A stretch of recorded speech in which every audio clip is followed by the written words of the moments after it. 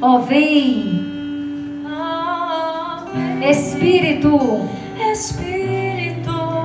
ó, vem, Espírito, invade o meu ser, vem morar em mim, Espírito Santo. Vai se sentando e rezando juntos. Ave Maria. Bendita sois vós entre as mulheres. Santa Maria, agora e na hora de nossa morte, em nome do Pai, do Filho e do Espírito Santo.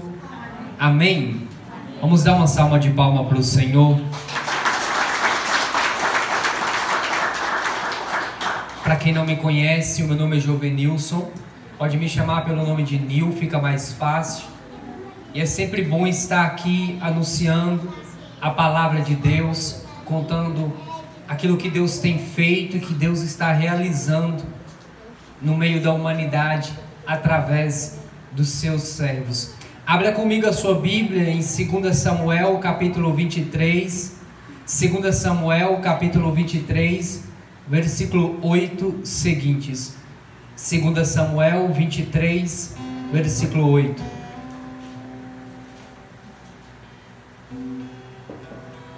O tema que me foi proposto é: presta atenção para saber de que lado o inimigo ataca a fim de conseguir a vitória. 2 Samuel 23, 8. Amém, irmãos? Está escrito assim: estes são os nomes dos valentes de Davi: Jesbaal, o Acmonita, chefe dos 3, ergueu sua lança contra 800, matando-os de um só golpe. Depois dele, entre os valentes, vem Eleazar, filho de Dodo, o Auita. Estava com Davi em Afis-Dome, quando os filisteus se reuniram contra eles em combate. Como os homens de Israel recuassem, ele se manteve firme e combateu os filisteus até que a sua mão cansada ficou colada à espada. O Senhor operou uma grande vitória naquele dia, e o exército retornou apenas para buscar os despojos. Depois dele vem Sema, filho de Agué, o Ararita. Os filisteus tinham se reunido em Leí. Havia um campo cheio de lentilhas. Como o exército fugisse diante dos filisteus, ele se manteve firme em meio ao campo e o defendeu, abatendo os filisteus. E o Senhor operou uma grande vitória. A palavra do Senhor. Vamos aplaudir a palavra de Deus. Diga para o seu irmão: o Senhor operou uma grande vitória. Diga mais forte: o Senhor operou uma grande vitória. Este é um dos últimos momentos em que Davi estava reunido, a última batalha, ou seja, um testamento que Davi vai deixar, as suas últimas palavras de despedida de Davi. Davi, ele estava no final da sua vida e ele precisava deixar um testamento, principalmente para aqueles que andou com ele durante toda a sua vida. Davi, a palavra Davi, ela aparece na Bíblia mais de 800 vezes. No Novo Testamento, a palavra Davi, ela aparece muito mais do que alguns dos apóstolos. Davi não é um homem qualquer, é um homem segundo o coração de Deus. Assim diz Estevão em Atos dos Apóstolos, capítulo 7. É um homem escolhido da parte de Deus para governar Israel, para derrotar o Golias. Mas quem é Davi? A Bíblia diz que Davi, ele era um menino simples, que ficava no meio do mato, cuidando das suas ovelhas. Um homem que acreditava na sua espiritualidade. Um homem que por várias vezes recitou vários e vários salmos. Davi não é um simples homem, um homem qualquer. Davi ele é escolhido por Deus, da parte de Deus, para derrotar o Golias, para governar em Israel. E diz a palavra em 1 Samuel capítulo 16 que Israel estava vivendo em crise. Então Deus disse para Samuel assim: Samuel, você vai na casa de Jessé. Na casa de Jessé está o meu escolhido, aquele que você vai derramar a unção sobre ele, aquele que você vai proclamá-lo rei. A Bíblia vai falando sobre Davi e diz que na casa de Jessé era de manhã, de madrugada. Flávio José, ele descreve a cena dizendo assim: era de madrugada. Existia em Israel uma espécie de curral. Existia um curral na frente da casa e um curral atrás da casa, ou seja, um na frente e outro no fundo da casa. Na parte da frente era colocadas ovelhas que chamavam a atenção, aquelas ovelhas no qual o povo queria comprar, no qual quando os nômades passavam, aquelas ovelhas atraíam o olhar dos compradores, e quando atraía os olhares dos compradores, então eles eram levados para o curral do fundo, aonde as ovelhas com anomalias, ou seja, ovelhas com defeito ficavam. Era dois curral no qual os fazendeiros da época tinham, um no fundo da casa e o outro na frente da casa. No fundo da casa era colocadas ovelhas com anomalias, ovelhas com defeitos, ovelhas que ninguém queria. Mas na frente da casa era colocada o tipo de ovelha no qual todo mundo, quando olhasse, crescia os olhos.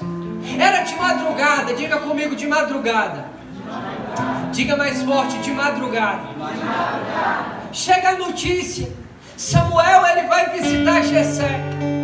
Todas as vezes em que um profeta ele vai ao encontro de uma pessoa em uma casa, ele sabia que o profeta não vai simplesmente por acaso.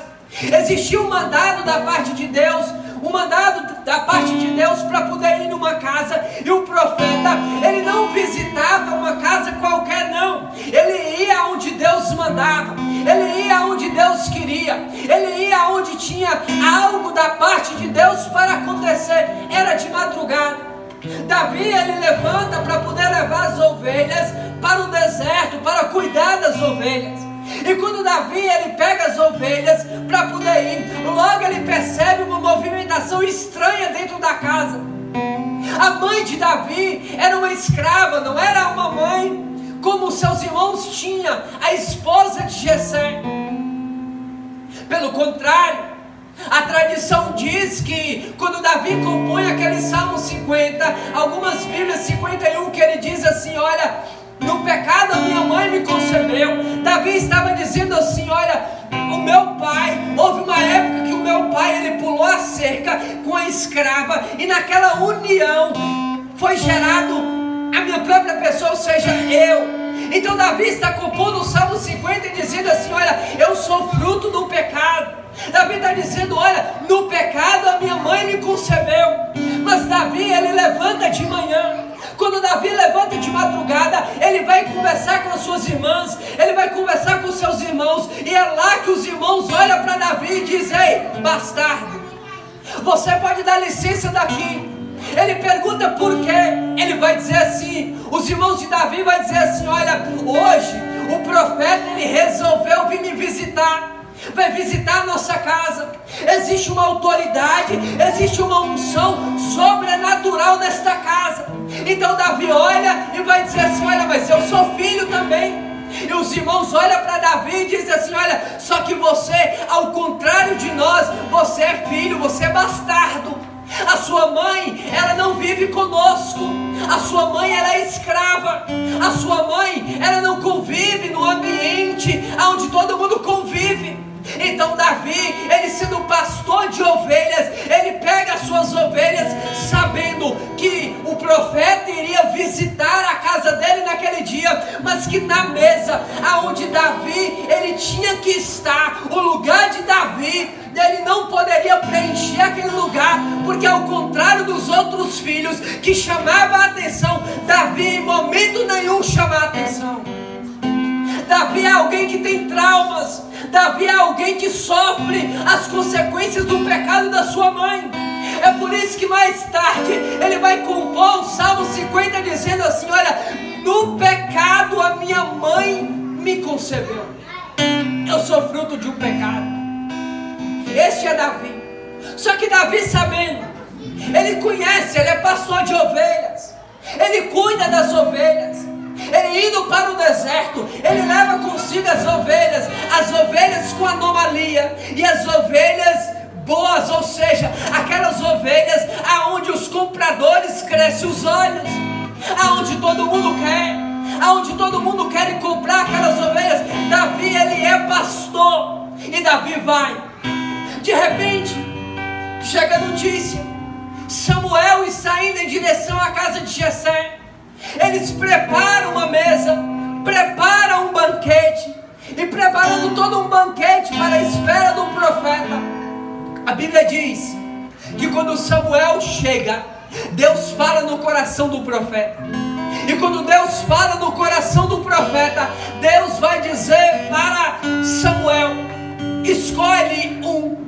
Quando Samuel começa a chamar o primeiro, Deus diz assim: olha, não é este. O homem, ele vê a aparência, Deus, ele vê o coração. Deus disse para Samuel: não é este. Então Samuel diz: Jessé, existe alguns. Veio o segundo, Deus diz: não é este. Veio o terceiro, Deus diz: não é este. Então veio o quarto, não era. Veio o quinto, não era. Veio o sexto, não era.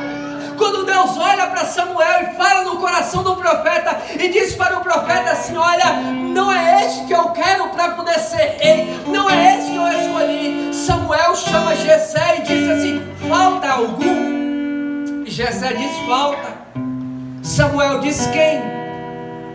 Falta o filho mais novo, ele não está aqui. Samuel pergunta: qual é o nome dele? Ele diz: Davi. Para onde ele está? Ele está no meio do mato, cuidando das ovelhas. Ele saiu em direção ao mato e provavelmente ele ia avançar o deserto adentro. Ele ia um pouco avançar deserto adentro e provavelmente ele não volta hoje. Samuel disse para Jessé: manda buscar, vai atrás. Quando você manda buscar ele, porque tem algo para ele aqui. Na mesa existiam algumas cadeiras. Ainda faltava uma cadeira a ser preenchida. Só que quando Samuel está na casa de Jessé, falta ainda Davi. Aonde está Davi? Davi está cuidando das ovelhas, cuidando das ovelhas do seu pai. Davi sendo um pastor, Davi sabia muito bem quem era ele e quem era as suas ovelhas. Davi, ele sabia que na sua casa existiam dois currais: o curral de fora e o curral de dentro. Aquele curral que ficava na frente da casa e aquele que ficava no quintal da casa.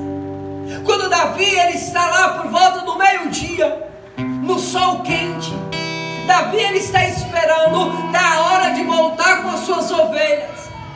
Quem conhece um pouquinho de história sabe que a ovelha, ela não bebe água suja. A ovelha, ela não bebe água suja. Quando Davi, ele preparava um lugar para que as suas ovelhas ficassem, Davi deixava ela ali. Davi andava aproximadamente 4 quilômetros para levar as ovelhas para poder dar água. Quando ele achava algum lugar para poder dar água para as suas ovelhas, a ovelha ela não bebe água suja. A ovelha ela não bebe água com lama. Pelo contrário, a ovelha ela só quer água limpa. E se o pastor não beber da água, a ovelha não bebe. Davi sabe quem é a ovelha. Davi conhece a ovelha. Davi sabe que diante de um perigo em que as ovelhas estão indo ser atacadas por cachorros ou por lobo, Davi sabe que a ovelha, diante de um ataque, ela se ajunta. Diferente do porco, que diante de um ataque, cada um vai para um lado, as ovelhas não, pelo contrário, diante de um ataque, as ovelhas ajuntam. Diante de um ataque, as ovelhas ficam juntas. É por isso que Davi agora, por volta do meio-dia, Davi está debaixo de uma árvore, olhando para as ovelhas. E é naquele momento que Davi começa a compor um salmo, chamado Salmo 23. Davi vai dizer assim: olha, o Senhor é o meu pastor e nada me faltará. Davi sabe por que ele está compondo esse salmo. Ele é pastor, ele cuida das ovelhas. Ele sabe que uma hora ou outra ele vai ter que usar o seu cajado para poder defender as ovelhas. Davi sabe que diante do perigo, é ele como pastor que vai ter que levantar para defender as suas ovelhas. Enquanto Samuel está em casa à espera de Davi, enquanto seus irmãos estão à espera de Davi, que está no meio do mato junto com as suas ovelhas, Davi, ele começa a compor um salmo chamado Salmo 23, dizendo assim: olha, o Senhor é o meu pastor e nada me falta. Mas por que nada me falta? Se Deus é o teu pastor, se Deus é o meu pastor, nada me faltará. Mas espera aí, eu ando com Deus, eu oro a Deus, eu prego a palavra, mas muita coisa ainda falta para mim. Se Deus é o meu pastor e nada me falta, ainda eu preciso conseguir alguns objetivos. Talvez você esteja me escutando: o Senhor é meu pastor e nada me falta. Mas te falta uma casa, te falta uma moto, te falta o seu esposo converter a igreja, te falta o seu filho sair das drogas e voltar para a casa do Senhor. Mas se o Senhor é o meu pastor e nada me faltará, alguma coisa está errada. Eu sei que você veio para o encontro da misericórdia, você veio em busca de uma recompensa, você veio em busca de um milagre. Eu tenho comigo, se passa de um mês sem eu receber um milagre, para mim está faltando alguma coisa, ou eu caí, ou alguma coisa de errado aconteceu comigo. Todo mês o milagre tem que bater na minha porta. Se passa de um mês eu me desespero. Se o Senhor é o meu pastor e nada me faltará. Mas na tradução original no hebraico não está exatamente escrito igual está escrito na nossa língua portuguesa. Na tradução original no hebraico está escrito assim: se o Senhor é o meu pastor, nada vai me fazer falta. É diferente, é totalmente diferente. Se o Senhor é o meu pastor, nada vai me fazer falta. O que é que eu aprendo com isso, Nil?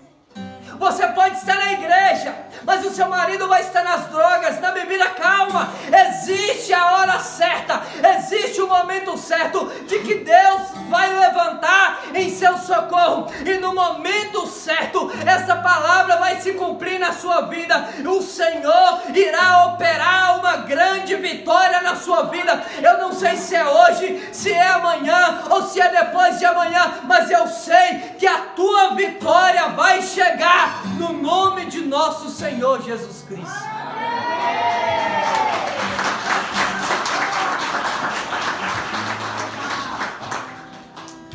Calma, Davi. vitória vai chegar. Davi está compondo um Salmo 23 dizendo: o Senhor é o meu pastor, nada vai me fazer falta. Enquanto chega a notícia: ei Davi, faz favor, volta para sua casa.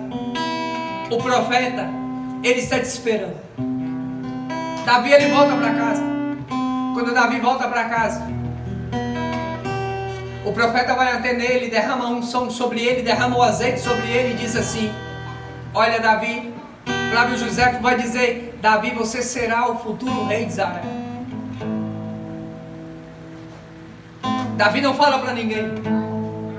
Davi não fala para os seus irmãos. Davi, se ele tivesse hoje, na nossa atualidade, Davi não colocaria nas redes sociais. Você acha que Davi foi comprar o sapato de rei? Ele sabia que ele era rei. Ele não faz isso. Jamais Davi ia fazer isso. Davi, ele não fala com os irmãos. Ele não fala com o pai. Muito menos ele vai aos seus amigos dizer: olha, o profeta veio aqui e falou que eu sou o novo rei de Israel. Davi não vai experimentar o terno. Davi não vai experimentar o terno. Mesmo sabendo que ele seria o rei de Israel, ele não faz nada disso. Existe hora na nossa vida espiritual que o silêncio é a melhor coisa que pode existir na vida de um cristão. Existem muitas graças que você não recebe porque a sua língua é maior do que a língua de cobra. Desculpa a expressão.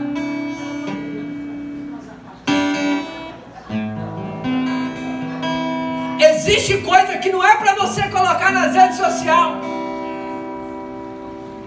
Existe coisa que não é para você falar para o seu vizinho, nem para a sua vizinha, porque daqui a pouco a cidade inteira sabe. Existe coisa que o silêncio você não pode falar para ninguém, absolutamente ninguém, porque quando você fala, quando você coloca nas redes sociais, os invejosos de plantão começam a te criticar, começam a te perseguir. Davi sabe muito bem. Quando Samuel ele unge Davi, Davi agora vai para o quarto. Por que o quarto? Porque o quarto é o lugar da oração. Diz Mateus capítulo 6, versículo 6.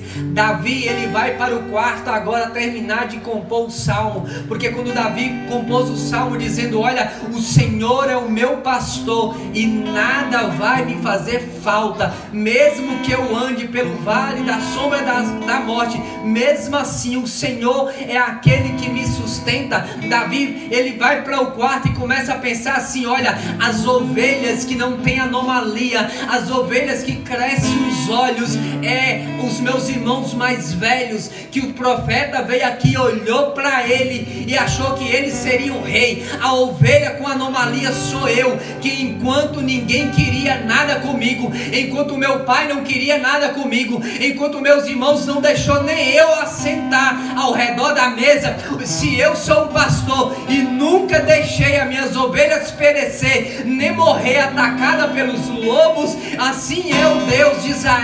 Ele não me abandonará, jamais vai me abandonar, porque o Senhor é o meu pastor e nada vai me fazer falta. Eu escutei um glória a Deus. Dá um glória a Deus bem forte. Este é Davi. Olha para o seu irmão e diga: este é Davi. Já não bastava Davi com toda esta trajetória. Davi é ungido. A Bíblia descreve Davi assim: olha, Davi ele é habilidoso, Davi é gentil, Davi é um menino que toca cítara, cantor. Todas as habilidades Davi tinha, todas. Então o pai de Davi manda ele levar alimento para os seus irmãos que está há 40 dias recebendo a afronta do Golias. 40 dias o Golias está afrontando Israel. Todos os dias à tarde O Golias sobe na montanha e fica de olho para outra montanha, afrontando o Deus de Israel, dizendo: olha, não tem ninguém que vem lutar comigo. Davi vai. Quando Davi chega, Davi ele olha e vê que Deus está sofrendo uma afronta, Israel está sofrendo uma afronta.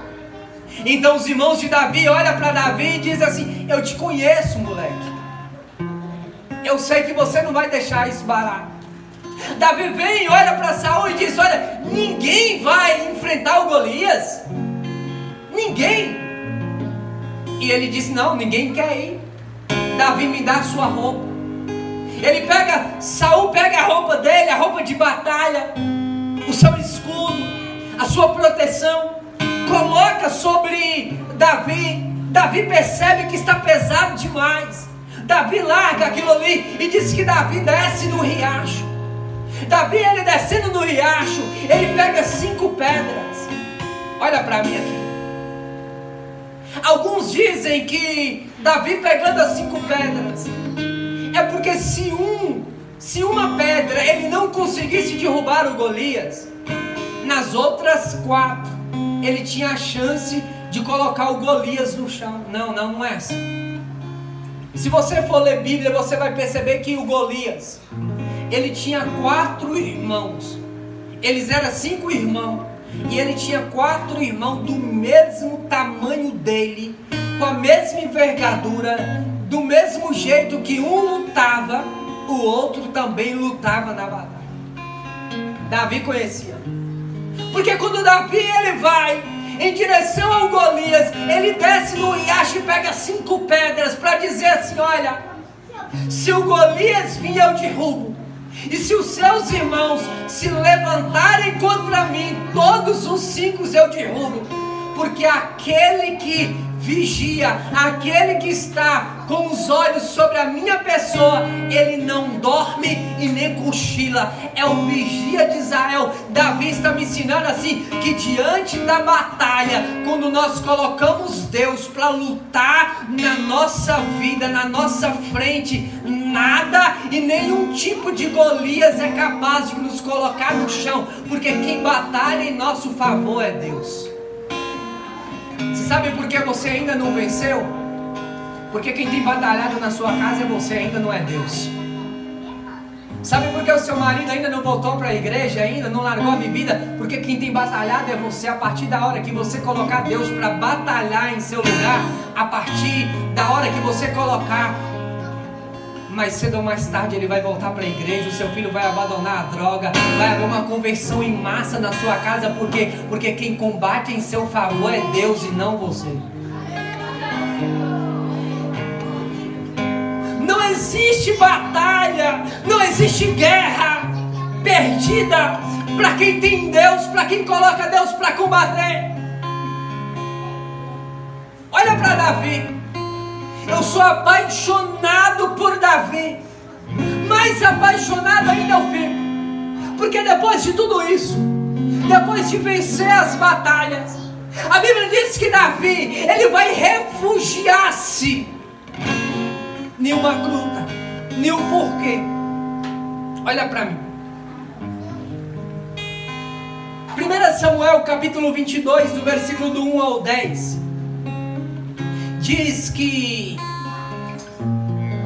Davi, ele vai refugiar-se em uma gruta. Só que naquela gruta, quando Davi vence o Golias, Davi ele tem 2 batalhas terríveis. Primeiro, Davi ele tem que lutar contra os filisteus. Diga comigo: contra os filisteus. Este é um inimigo terrível. Os filisteus batalham contra Israel dia e noite. Davi sabe a hora de recuar. Davi sabe a hora de atacar. Davi sabe a hora de lutar contra os filisteus. Só que gerou uma inveja lá na casa de Saul, porque Davi, sendo um menino escolhido da parte de Deus do lago, gerou inveja de Saul. Porque que Saul não conseguiu vencer o Golias e Davi conseguiu? Uma hora Davi ele tem que sair para fora para poder lutar contra os filisteus. Mas quando Davi volta, Davi ele tem que enfrentar. Uma hora ele enfrenta o rei Saul, ou seja, os de casa. A vida de Davi é uma vida para todo mundo espelhar. Uma hora Davi ataca, outra hora ele foge. Davi não teve paz em momento nenhum. Em momento nenhum. Quando Davi ele foge de Saul para enfrentar os filisteus, a Bíblia diz que Davi, uma hora ele fica no mato, outra hora ele volta para dentro da casa. Quando Saul está de bem com ele está dentro de casa. Mas quando Saul começa por inveja a perseguir Davi, ele tem que fugir. 1 Samuel 22, 1 ao 10 diz que Davi ele refugia-se numa gruta chamada Gruta de Odolã. Que gruta é essa? O problema é que quando Davi vai para a gruta, a Bíblia descreve que há 3 tipos de pessoas que acompanham Davi. Primeiro, os miseráveis. Segundo, os devedores. E o terceiro, os revoltados. Já não basta fugir de Saul, já não basta enfrentar os filisteus. Davi agora, ele tem que estar numa gruta como chefe, como aquele que está treinando os seus soldados agora, com um monte de miserável perto dele, com um monte de devedores perto dele e com um monte de revoltado. Quer vida fácil?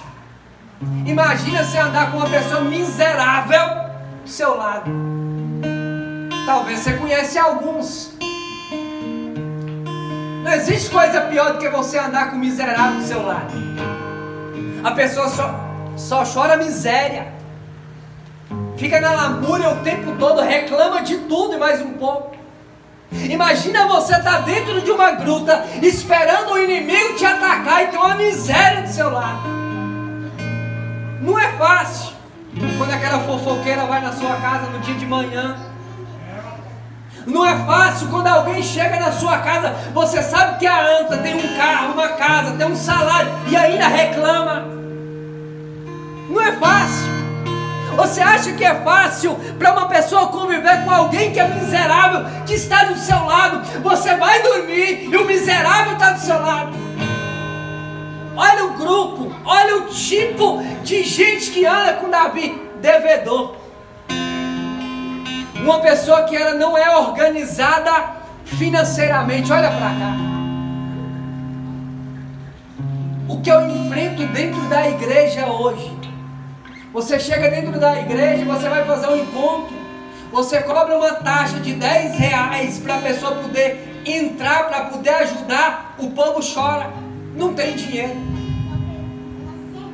Você pega o aposentado, na casa é 2, entra em torno de aproximadamente R$30 mil por mês na casa do aposentado. Eles não juntam R$1 e ainda choram o tempo todo. Você olha para os irmãos da igreja e você pergunta: e aí, tudo bem? Aí eles dizem assim: não, eu estou devendo demais. Mas quando você quando você vai fazer um balancete de tudo aquilo que entra e sai da casa da pessoa, entra um mar de dinheiro e sai um absurdo de dinheiro. Por quê? Porque são pessoas que não conseguem guardar, ou seja, controlar um dinheiro. Talvez você se encontre assim. Talvez você veio aqui e Satanás, ele tem te escravizado nas dívidas. Talvez eu estou pregando para um monte de devedor. Você está dizendo assim: Nil, você não sabe a miséria que está em casa. Você não sabe como é que as coisas estão em casa. Deixa eu te dizer, Davi, além de ele andar com um miserável que estava do lado dele, um grupo de miserável, um grupo de devedores, existia aqueles que era considerado um grupo de descontente. O que é o descontente? É aquele que reclama de tudo. É aquele que vem no banheiro, vem no encontro, vai no banheiro, faz xixi tudo pro lado de fora, aí sai de lá ainda reclamando. É aquele revoltado que tem que marcar o corpo tudo com tatuagem, com pinça, porque está revoltado em casa, porque não tem amor de pai, porque não tem amor de mãe, porque ele tem que experimentar o amor na droga, na prostituição. Isso é um revoltado. Davi está com os 3 tipos de gente pior de se lidar: revoltado, miserável e devedor. Mas como assim? Davi, ele pega esse grupo, são 300 pessoas devedoras, são 300 pessoas revoltadas e são mais de 300 pessoas ignorantes, mais de 300 pessoas que andam na miséria. Mas como assim? Como que Davi forma todos eles para a batalha? Todos eles, inclusive existe 3 chamados na Bíblia, chamados 3 guerreiros de Davi. Como assim? São os 3. Não me explica, eu vou te explicar. Davi, ele me ensina algo que é espetacular. A caverna de Adullam, ela significa lugar da paz. A caverna de Adullam, ela significa lugar da experiência. É na caverna de Adullam que chegam os devedores. É na caverna de Adullam que chega os revoltados. É na caverna de Adullam que chegam os miseráveis. Só que essa caverna, ela tem um formato magnífico. Que formato é esse? Este formato da caverna é um formato de uma caverna que acolhe. É um formato de uma caverna que cuida. É um formato de uma caverna que protege. Nil, me diz na Bíblia quem protege. Me diz na Bíblia quem governa. Me diz na Bíblia quem que está dominando as coisas. Me diz, eu preciso levantar para poder te dizer. Se você chegou aqui nesse encontro revoltado, eu não sei como que está a sua casa. Eu não sei como que estão as batalhas na sua casa. Talvez você chegou aqui e está devendo. Eu não sei como é que estão as suas dívidas. Eu não sei como é que está o seu planejamento. Talvez você chegou aqui na miséria. Existe um lugar de refúgio, aonde uma pessoa vai cuidar de você. Essa caverna na Bíblia significa a Virgem Maria. Entra no coração de Maria que a dívida vai embora. Entra no coração de Maria que a miséria vai embora. Entra no coração de Maria que a irritação vai embora. Entra no coração de Maria que a depressão vai embora. Entra no coração de Maria que a enfermidade vai embora. Eu preciso te dizer, no dia da misericórdia, mergulhe no coração de Maria, porque é ela que vai te formar para ser um guerreiro e uma guerreira de nosso Senhor Jesus Cristo.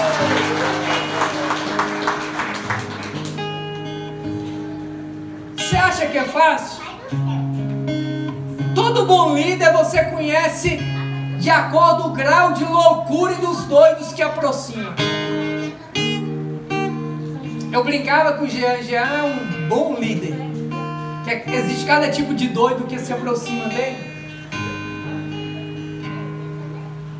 Se mede o grau do líder de acordo com os loucos que aproxima. Mas também se mede o grau do líder de acordo com que ele mergulha na intimidade e na espiritualidade com Deus. Quando o líder, ele é mergulhado dentro do coração de uma mulher com o nome de Maria, não há batalha perdida, não há guerra perdida, porque o líder, os loucos vêm até o líder, e o líder pega os loucos e coloca dentro do coração de Maria. Eu falo para os irmãos, toda bênção que vem para mim, ela não vem para mim. Ela vem para mim e vai para aqueles que estão do meu lado, para aqueles que estão comigo, para aqueles que estão nas batalhas comigo. Por quê? Porque diante de uma batalha, diante de uma guerra, a bênção que Deus tem para mim também é para você.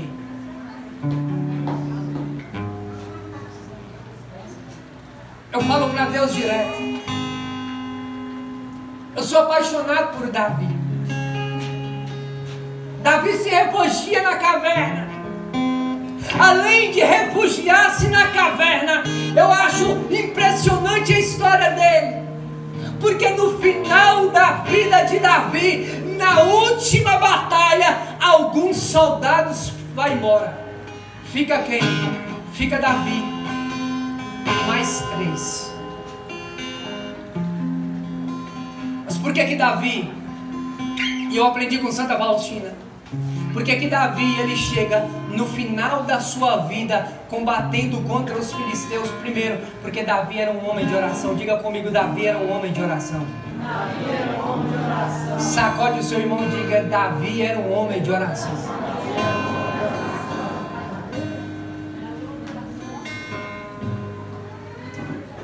Se você quer aprender a vencer, se você quer saber aonde o inimigo está te atacando, aprenda a orar. Algumas pessoas dizem assim, no meu grupo de oração eu não oro mais, mas ninguém te impede de orar dentro do quarto. Alguns dizem assim, olha, o meu pároco, o meu padre me persegue, mas ele não vai te perseguir dentro do quarto quando você estiver orando. Ele não vai lá te criticar quando você está orando. Alguns dizem assim, olha, Satanás tem escravizado a minha vida, a minha família. Pois bem, Satanás pode até escravizar a sua casa, ele pode até escravizar a sua família, mas quando você coloca de joelhos no chão para entrar em oração, nada e ninguém te separa da presença de Deus. Glória a Deus. Glória a Deus. Tudo, absolutamente, eu estou caminhando para o final, absolutamente tudo que eu consegui na minha vida, eu consegui de joelhos no chão orando. Eu desafio qualquer um aqui, eu desafio qualquer um aqui que esteja aqui agora, que veio para esse retiro da misericórdia, que precisa de um milagre, que precisa de uma bênção, de uma graça. Eu te desafio a orar, eu te desafio a subir a montanha. Eu te desafio a, quando nós começarmos a orar aqui, a você abrir a boca. Deus, Ele está com o coração derretendo, procurando homens e mulheres que oram. Homens e mulheres que se derretem na oração. Olha, o meu banheiro se tornou um lugar de oração. Eu não perco tempo mais quando eu vou banhar, eu vou orar no banheiro. Se eu saio para a montanha e junto com os meninos eu saio para poder orar. Tudo eu consigo na oração. Existem pessoas que vão em casa, que é um testemunho particular. Existem pessoas que vão em casa e eles falam comigo assim, Nil, eu vim aqui porque Deus mandou. E Deus falou comigo que se eu viesse aqui, muitas graças iriam acontecer. Um dia que nós estávamos lá em casa, indo entrar em oração, chegou uma mulher e entrou para dentro de casa. Quando ela entrou, eu quero falar com a sua alma, quando ela entrou dentro de casa, ela repousou no Espírito imediatamente. Ninguém rezou por ela, ninguém cumprimentou ela, não, pelo contrário. Quando se tem um homem que ora, quando se tem uma mulher que ora, o poder sobrenatural de Deus começa a alcançar as pessoas. Começa a alcançar as pessoas. Eu estava sem casa, já contei isso aqui uma vez, eu estava sem casa na pandemia. Entrou a pandemia, eu comecei a orar. E Deus falou comigo assim, Nil, ora. E eu comecei a orar. Eu estava em oração, eu estava precisando de uma graça, de terminar minha casa o mais rápido possível. Dentro de um mês, quando eu estava em oração, dentro de um mês, o povo começou a me ligar, dizendo assim, Nil, eu sonhei com você. Você está precisando de alguma coisa? Eu falei, não. A única coisa que eu estou necessitando hoje é de construir a minha casa. E o povo começa a falar, então é isso que Deus apareceu em sonho para mim. Sabe, eu tenho um irmão meio barbudo, algumas pessoas me ligaram e falaram assim, eu conheço o seu irmão, eu vi seu irmão, apareceu um menino para mim em sonho, é o seu irmão, parece que ele é barbudo, Deus disse que era seu irmão. Eu falei, eu tenho um irmão que é barbudo. E ele diz assim, e as pessoas diziam para mim assim, olha, Deus mandou ele aqui num sonho para dizer que você estava precisando de algo, você estava. Eu falei, eu estou construindo a minha casa. Em menos de um mês chegou nas minhas mãos mais de 10 mil reais, porque Deus atende o coração de um homem que ora. Você não está entendendo. Você tem que aprender a orar. Você tem que aprender a se derramar em Deus. Eu estou concluindo para te dizer, eu acredito que vai vir um derramamento do Espírito sobre a face da terra e é urgente. Eu acredito, ainda mais no estado em que nós estamos vivendo de crise em um país, eu acredito que não vai demorar muito e você vai ter notícia de pessoas levantando de madrugada, pessoas com câncer, na cadeira de roda, começando a andar, sendo curado, sem você saber de nada do que está acontecendo, mas eu sei, é o Espírito que vai visitar as pessoas. Eu tenho orado para que aonde eu passo, aonde Deus me levar a passar, Deus me dá a ousadia de dizer, levanta-te, levanta-te, seja restabelecida a ordem na sua casa, seja restabelecido o poder sobrenatural de Deus na sua vida. Eu tenho orado para que Deus derrame graças e mais graças sobre o nosso país, sobre a nossa cidade. Eu me levanto para te dizer, o teu milagre vai chegar no nome de nosso Senhor Jesus Cristo. Vai chegar. Eu estava rezando, pregando em um encontro.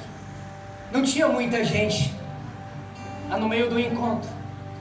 Deus falou comigo assim, Nil, tem 5 mulheres aqui estéreis. Eu estou dando a graça de ter filhos. Eu falei assim, Deus é capaz de se contar o povo do encontro, não vai dar 5 mulheres. Deus disse, seja ousado. 1 ano depois eu voltei lá para poder pregar. As 5 mulheres estavam com as crianças no braço para poder testemunhar aquilo que Deus fez, aquilo que Deus estava fazendo.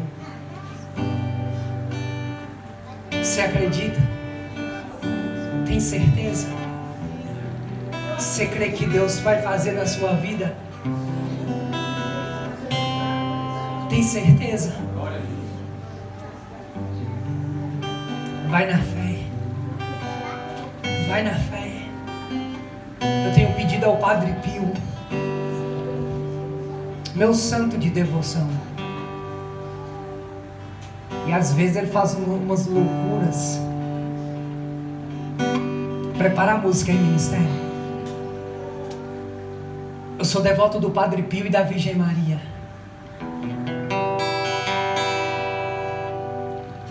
Teve um dia eu estava em oração, nós estávamos preparando para o cerco de Jericó, que ia finalizar, quem ia pregar é Jean que ia pregar.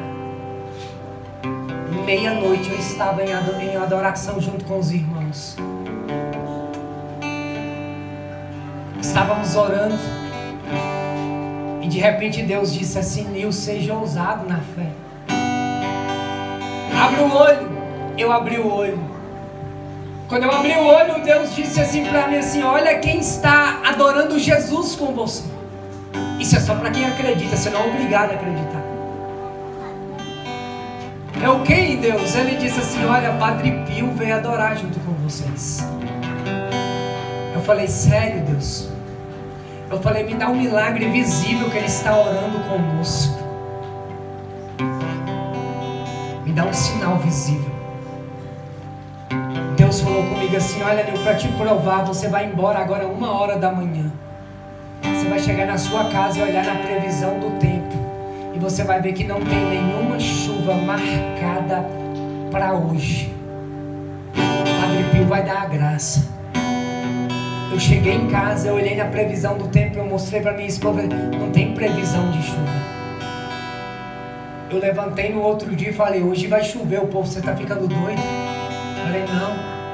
É porque quando nós estávamos em oração, Deus deu a graça do Padre Pio adorar junto conosco. Deus deu a graça sobrenatural, a graça de contemplar Deus muito profundo. Quando foi por volta do meio-dia, começou a neblinar, aonde não tinha previsão de chuva. Começou a chover. E aí o povo começa a me ligar e falou assim, eu sei por que está acontecendo. Eu sei, não tinha previsão de chuva. Nil, o que vocês aprontaram aí? Algumas pessoas me ligam e me mandam mensagem dizendo assim: Nil, o que vocês aprontaram? Não, eu não apronto nada. É porque quem anda com a Virgem Maria, quem anda com o Padre Pio, Deus quer derramar milagres e mais milagres nessa geração por meio desses dois. E eu incluo Santa Faustina neste meio. Só para nós orarmos. Você tem um milagre? Você quer um milagre? Seja ousado antes da missa e anota o nome do seu milagre. Ainda este ano o seu milagre vai chegar, porque eu posso ver Padre Pio entrando na sua casa agora, pela proteção e pela intervenção de Deus. Deus está intervindo na sua vida neste domingo da misericórdia. Fica de pé e aplauda o Senhor Jesus.